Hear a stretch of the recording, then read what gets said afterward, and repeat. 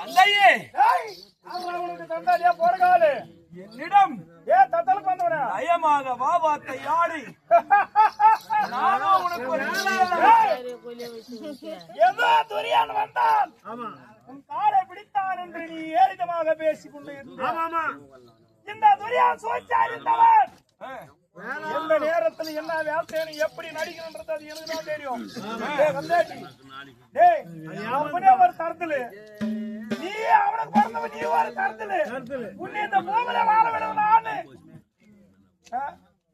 ஐயோ உனக்கு என்ன பேர்